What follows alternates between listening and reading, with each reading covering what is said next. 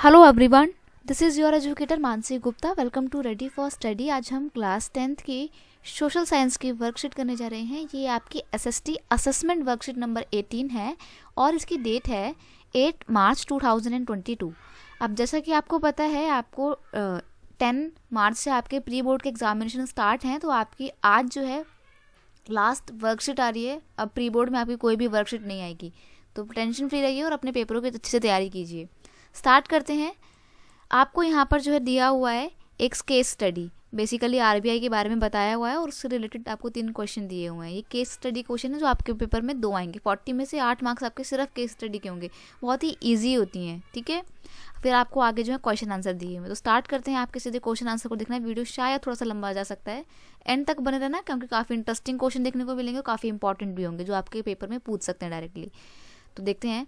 Mention the role of Reserve Bank of India. बहुत important question है, बहुत ज़्यादा इंपॉर्टेंट क्वेश्चन है। 2 मार्क्स का 3 मार्क्स का क्वेश्चन आ सकता है कि आरबीआई के क्या क्या वर्क होते हैं, क्या क्या रोल होता है। तो आरबीआई का भाई सबसे मेन इंपॉर्टेंट काम क्या होता है कि it regulate and supervise the overall financial system. India में, पूरे देश में जो भी फाइनेंशियल सिस्टम होगा उसके ऊपर एक निगरानी रखने वाली बॉडी चाहिए ना हमारे को, तो वो काम कौन करता है? वो आपका आरबीआई काम करता है। ठीक है। This inject public confidence into the national financial system, protect interest rate.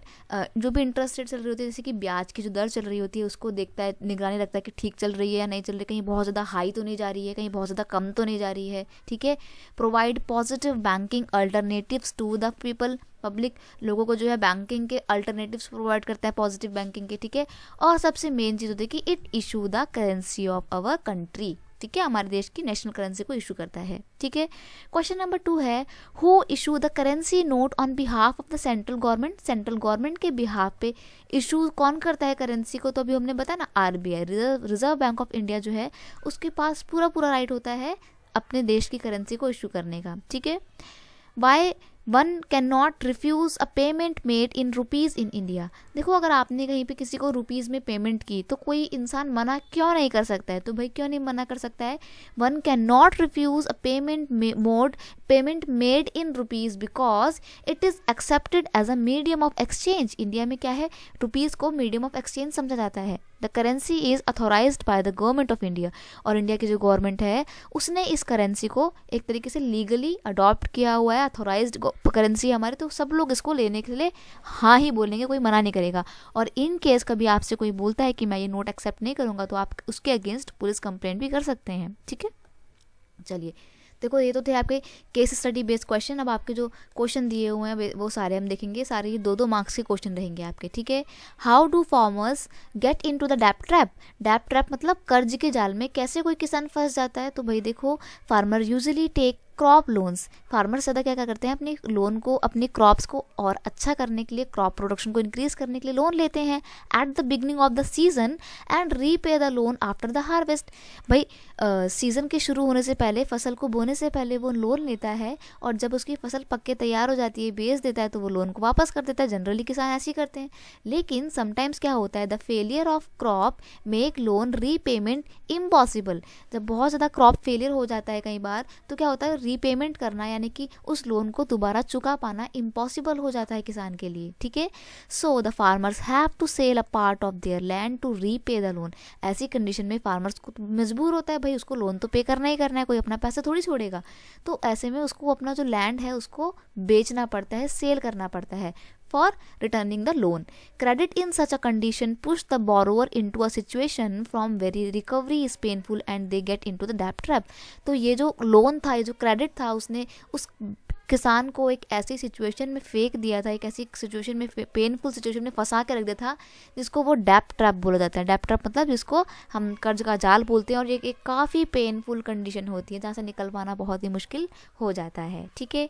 Question number 2 है, why it is necessary to increase a large number of bank mainly in the rural area.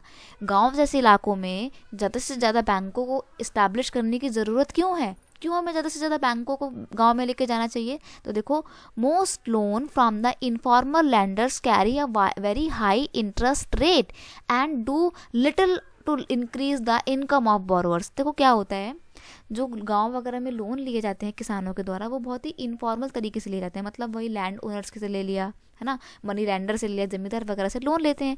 और वो जो जमींदार होते हैं ना बहुत ही high interest rate charge करते हैं, तो जब लोन पे करना होता है तो बहुत ज़्यादा एक्स्ट्रा पैसा देना पड़ता है। वो इतना एक्स्ट्रा पैसा इतना ज़्यादा होता है कि बोरोवर की इनकम भी कम पड़ जाती है। Thus, it is necessary that bank and cooperative increase their leading particularly in the rural area। इसलिए बहुत ज़रूरी है कि छोटे मोटे गांव वाले इलाकों में बैंकों को लाया जाए, so that the dependent of the poor and informal sources of the credit reduce, ताकि जो किसान वगैरह हमारे किसान भाई बहन इनफॉर्मल सोर्सेज पे, जो इनफॉर्मल सोर्सेज के ऊपर डिपेंड है लोन लेने के लिए, उसको हम थोड़ा सा कम कर सकें। ठीक है, नेक्स्ट क्वेश्चन देखते हैं। नेक्स्ट क्वेश्चन है आपका, explain the measure taken by the Gandhi ji to eliminate the problem of untouchability. ये आपकी हिस्ट्री की बुक का चैप्टर नंबर 2 है, नेशनलिज्म इन इंडिया। क्वेश्चन है कि गांधी जी ने कौन कौन से स्टेप लिए थे अनटचेबिलिटी को सोसाइटी से दूर करने के लिए। अच्छा क्वेश्चन है, पेपर में आ सकता है, इंपॉर्टेंट है। ठीक है, तो सबसे पहली बात, गांधी जी ने जो अनटचेबल लोग थे ना, जिनको छुआ साथ का बोलते थे कि जिनको छुएंगे तो पाप लगेगा, हम गंदे हो जाएंगे, उनको गांधी जी ने हरिजन बोला। हरिजन का मतलब होता है son of God, child of God. ठीक है, He organized Satyagraha to secure their entry into the temple and access the public well, tank, road and school। Gandhi ji ने बोला कि अगर कोई भी SC/ST कम्युनिटी के लोगों को, अनटचेबल लोगों को टेम्पल में जाने से, रोड में जाने से, टैंकों से या कुएं से पानी लेने से रुकेगा तो उसके अगेंस्ट में मैं सत्याग्रह लॉन्च कर दूंगा। ठीक है, He himself cleaned toilet to dignify the work of the Bhangi and persuaded upper caste and changed their heart to give up the sin of untouchability।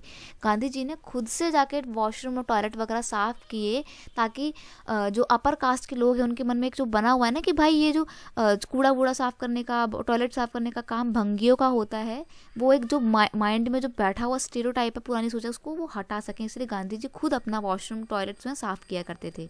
ठीक है, at the Karachi session of the Congress in March 1931, Gandhi ji drafted the resolution on the fundamental right.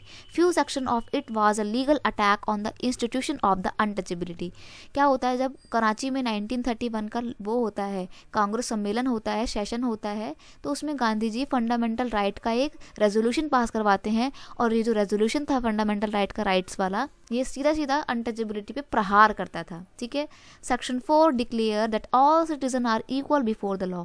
जो उस fundamental rights का resolution का section 4 था, वो बोलता था कि सभी सिटीजन जो है वो इक्वल हैं लॉ के सामने, इररिस्पेक्टिव ऑफ कास्ट, क्रीड और सेक्स। और किसी के साथ भी कास्ट के बेस पे, क्रीड के बेस पे, सेक्स के बेस पे कोई भी डिफ्रेंशिएट या डिस्क्रिमिनेट नहीं किया जाएगा। ठीक है, तो गांधी जी ने बहुत सारी ये सब चीज़ें करी थी जिसके थ्रू उन्होंने अनटचेबिलिटी को दूर करने की कोशिश की। हालांकि वो बात अलग है कि आज भी हमारे सोसाइटी में कहीं ना कहीं हम अनटचेबिलिटी को देखते हैं। ठीक है, चलिए मूव करते हैं आपके नेक्स्ट क्वेश्चन की ओर। क्वेश्चन नंबर 4 है, why did the different social group join the civil disobedience movement, explain it. भाई सिविल डिसोबीडियंस मूवमेंट था, उसमें अलग अलग ग्रुप के लोगों ने पार्टिसिपेट क्यों किया? तो देखो, पुअर पीजेंट्स ने पार्टिसिपेट किया था, they wanted to unpaid rent. उन्होंने क्यों पार्टिसिपेट किया था? उनके पार्टिसिपेट करने के पीछे उद्देश्य था, उनका पर्पस था कि उनको अनपेड रेंट जो है वो मिल जाए, भूमि मिल जाए। Join radical movement led by the socialist and the communist, और इसके लिए उन्होंने सोशलिस्ट और कम्युनिस्ट लोगों के ग्रुप को भी ज्वाइन किया हुआ था। बिजनेस क्लास ने भाई क्यों पार्टिसिपेट किया? The prominent industrialist like the Purushottam Das, GD. Birla form FICCI wanted protection against the import of foreign goods. अब देखो, बिजनेस क्लास लोगों ने इस आंदोलन में इसलिए पार्टिसिपेट किया क्योंकि उन्हें पता था कि बाहर से आने वाले देश की जो चीज़ें हैं वो हमारे देश के धंधे को ख़राब कर रही हैं, तो वो बाहर की चीज़ों से, इम्पोर्टेड आइटम से प्रोटेक्शन चाहते थे अपनी चीज़ों की, इसलिए उन्होंने इस ग्रुप में, इस मूवमेंट में पार्टिसिपेट किया। अगर बात करें वर्किंग क्लास की, तो Nagpur workers adopted boycott of foreign goods. उन्होंने फॉरेन गुड्स का जो है बायकॉट किया था वर्कर्स क्लास ने नागपुर के, against low wages and poor working condition. और उन्होंने कहा था कि हमारी वेतन जो है, वेजेस जो है वो बढ़ाए जाएं और वर्किंग कंडीशन जो है उसको इम्प्रूव किया जाए। इन सब डिमांड के साथ उन्होंने पार्टिसिपेट किया। और वुमेन्स ने पार्टिसिपेट किया क्योंकि वो जो ये थोड़ी मोटी जो दारू वगैरह की दुकानें होती थी, जिससे जो उनके घर चलाने में बहुत बड़ी बाधा उत्पन्न करती थी, उसको बंद करने की उन्होंने दरख्वास्त रखी और इसलिए उन्होंने सिविल डिसोबीडियंस मूवमेंट को ज्वाइन किया। ठीक है, क्वेश्चन नंबर 5 है, the sense of collective belonging came partially through the experience of united struggle role of folklore songs icon and image, analyse your statement. देखो कलेक्टिव बिलोंगिंगनेस को लाने के लिए सॉन्ग्स, आइकन और इमेजेस क्या रोल प्ले कर सकती हैं वो बताना है आपको।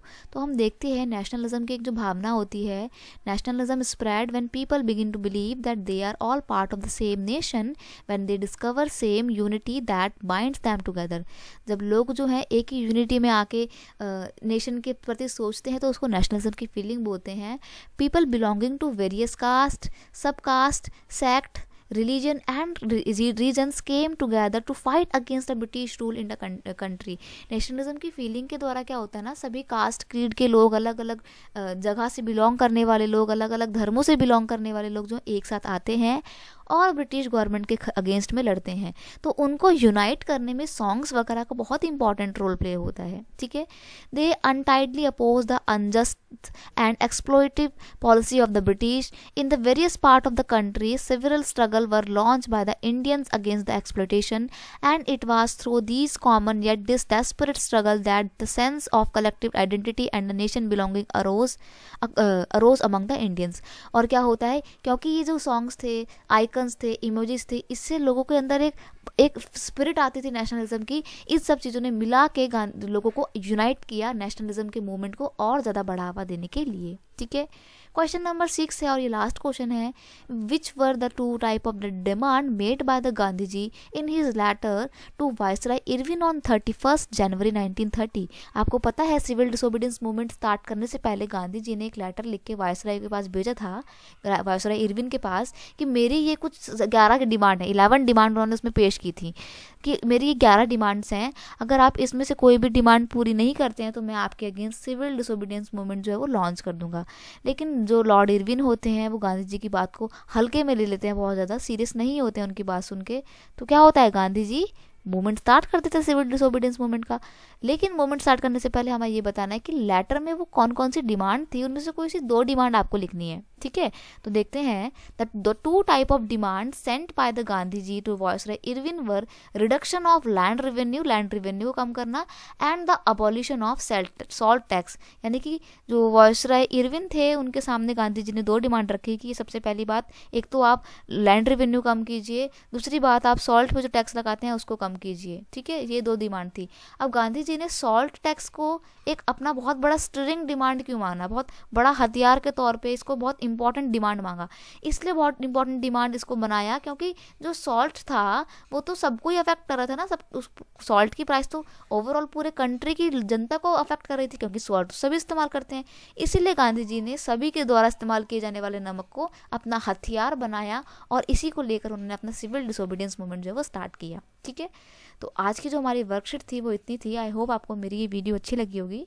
तो अगर वीडियो अच्छी लगती है इसे अपने दोस्तों के साथ शेयर कर दीजिएगा और चैनल पर नए हो तो सब्सक्राइब करना मत भूलना।